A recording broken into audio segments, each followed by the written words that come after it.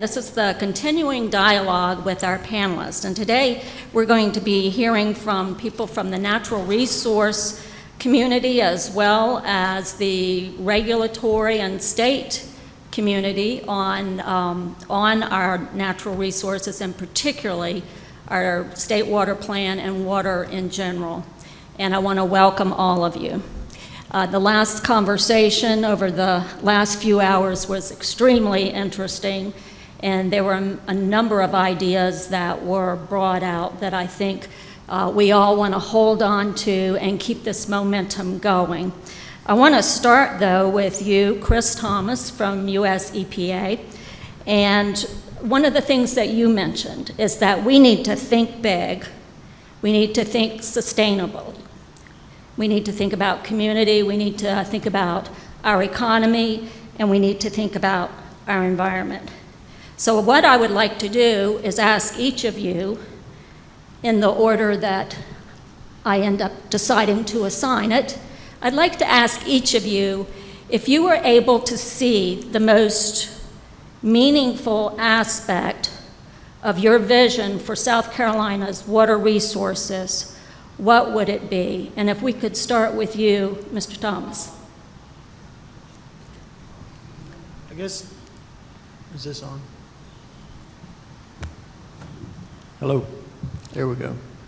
I guess the vision that I would have would be that the state plan would be comprehensive, that it would be inclusive of the groundwater issues, the surface water issues, that it would be robust enough to include considerations for all of the different sectors that have uses of water.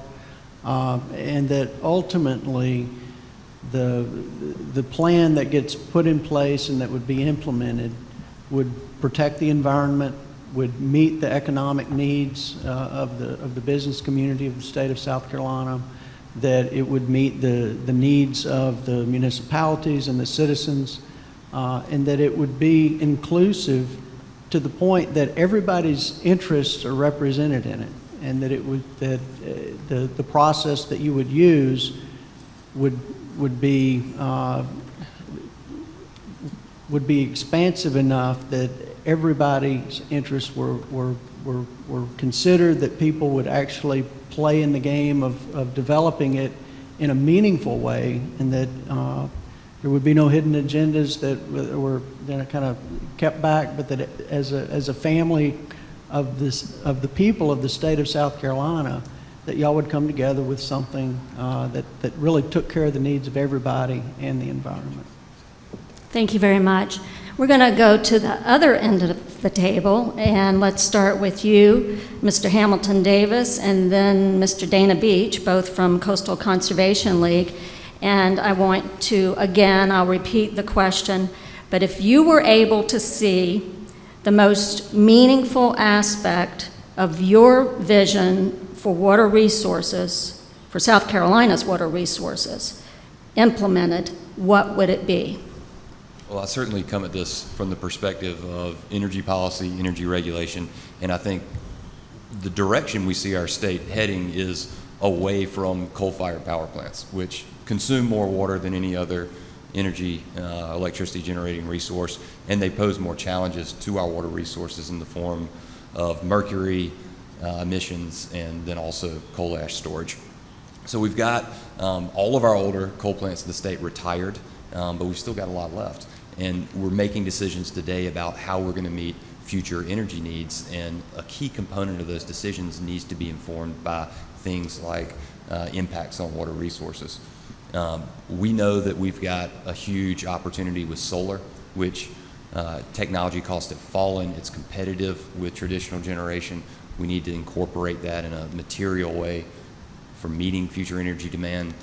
The resource that you pair solar with is natural gas, which is one of the least intensive resources for producing electricity in terms of water usage. And then we've got this massive opportunity to just simply reduce demand in the electricity sector with energy efficiency. And all of these things translate into reduce pressure on water, but they also translate into economic opportunity for the state. So this is an economic development plan that you can get out of moving towards a cleaner energy economy. And from our perspective, integrating that into what we do on the regulatory side, what we do on the policy side, is going to be a good thing for our future. Very good, thank you. Dana Beach. Well, to reiterate a point and maybe expand on it a little bit, the issue of preserving and protecting watersheds is a central one, and one that's very much underappreciated and really also underrepresented, if it's even there, in state policy. The USGS and North Carolina State University just recently released a study calling pretty much that they're for a catastrophic growth and impacts from that growth in the Southeast. I think they released it about 2 months ago.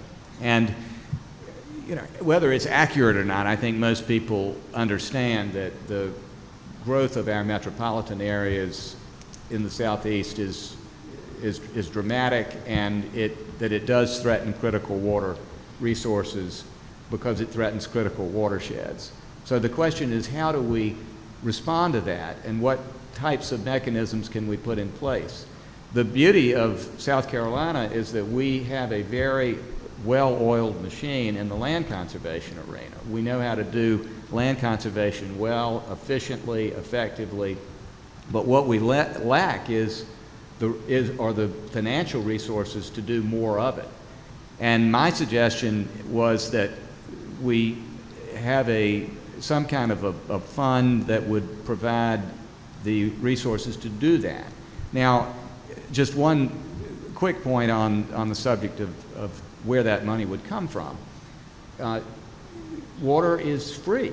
That is ridiculous. We give public assets away in vast quantities to the point of impairing and imperiling our communities and our economies and our ecology every day. And there's no reason to do that. We should be charging some kind of a reasonably derived fee that reflects the cost, the value of the water, and the cost of its removal from the system. And that's something that is done all over the country. We should not look at it as some sort of strange artifice. Protecting watersheds has been done for well over 100 years, beginning with some of the work in New York, protecting the New York State watershed. The Greenville watershed is another example.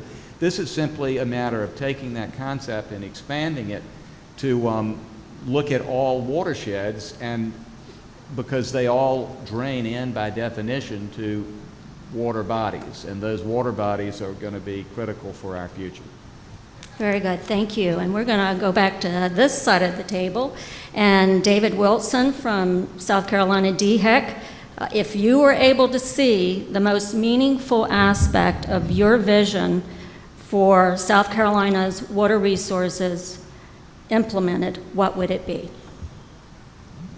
Well, I jotted down 4 points, and then I wanted to follow up on one quick point that Dana made. One is, it needs to be both surface water and groundwater, and it needs to address both quantity and quality. I think that is crucial. There's such an interrelationship between the two. I kept hearing the term collaboration, but I'm going to use a different term now, and water planning needs to have ownership by everyone to be effective. And then finally, from a water planning standpoint, we need to have it so it's adaptive. There will always be changes as we move out into the future.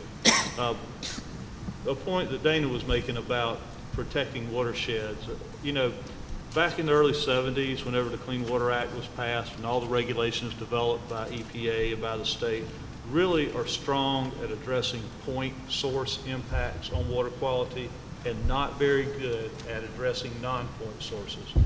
Watershed protection and protecting watersheds can go a long way in addressing those non-point sources of pollution. Thank you very much. Okay, we're switching it up again, and we're going to come back to you, Eric Krueger, as well as Mark Robertson from the Nature Conservancy. Okay, thank you.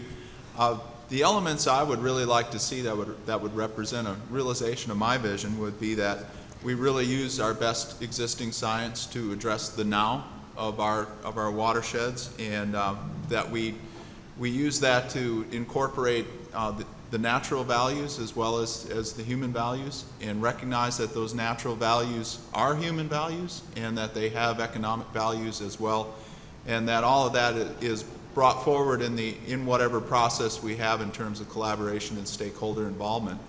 And my hope in that is that through the process, people expand their ideas of what their self-interest is. And I've seen it happen in other places. I still believe it can happen.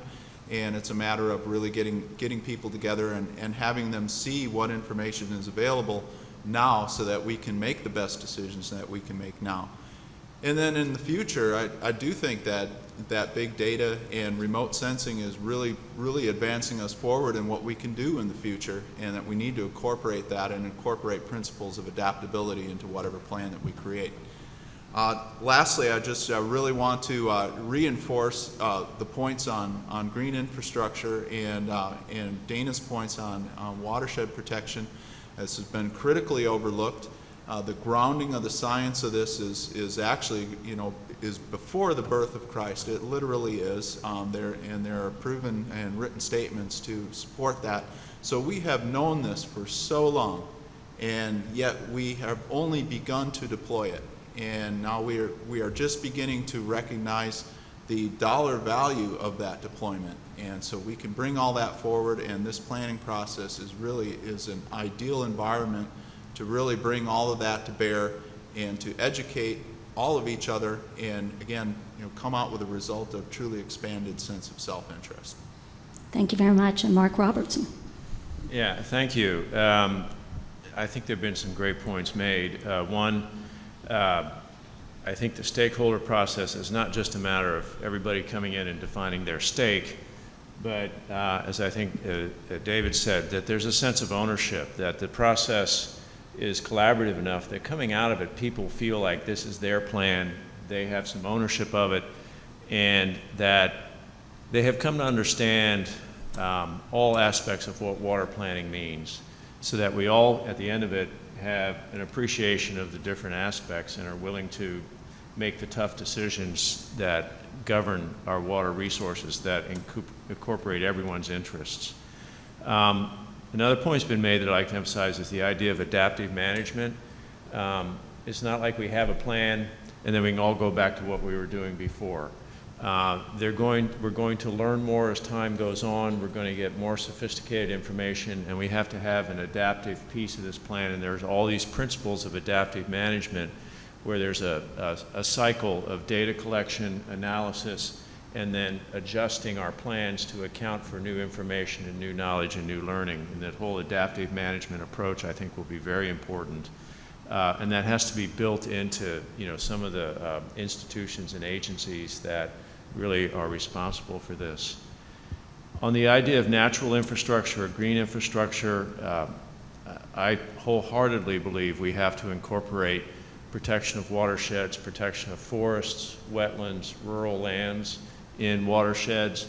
The evidence is so clear and it's so obvious that that contributes to water quantity, predictability of water supply, water quality.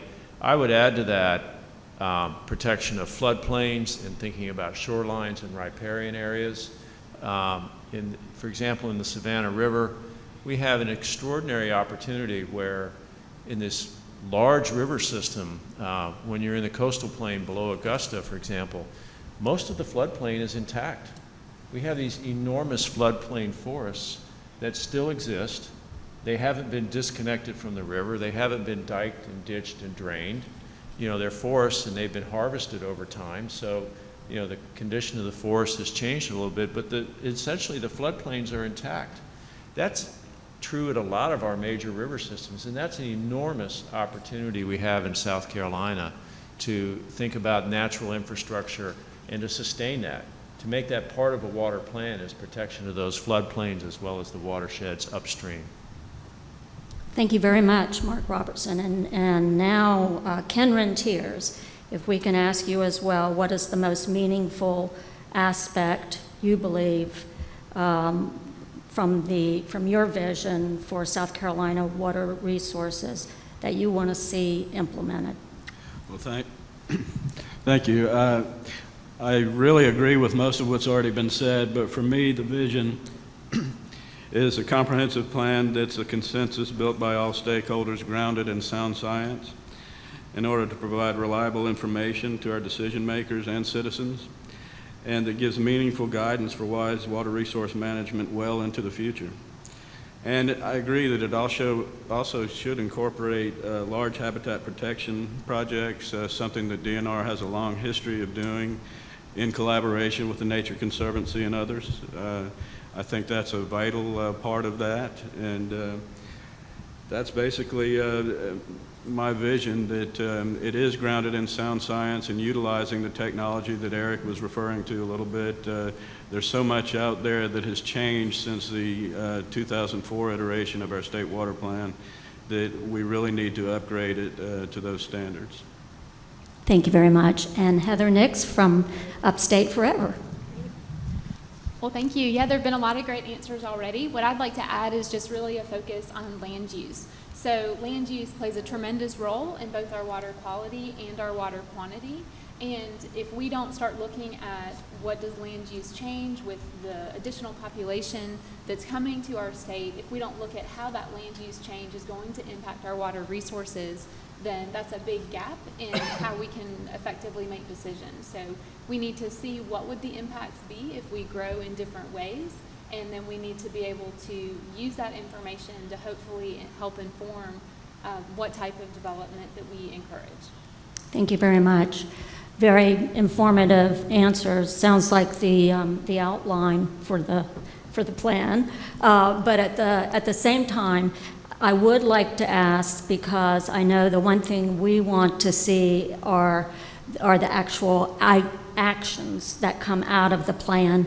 And so my final question, and don't feel like you have to answer it, but I'd like to just go down the line and ask, given that we will have a plan, and our hope is that it will lead to protocols or policy changes, what is the one policy or law or change in protocol, only one apiece, because I've got my hook under here, that you would see as the priority? And Chris, I'll start with you again. Okay, that's fine. And then David Wilson? Sure.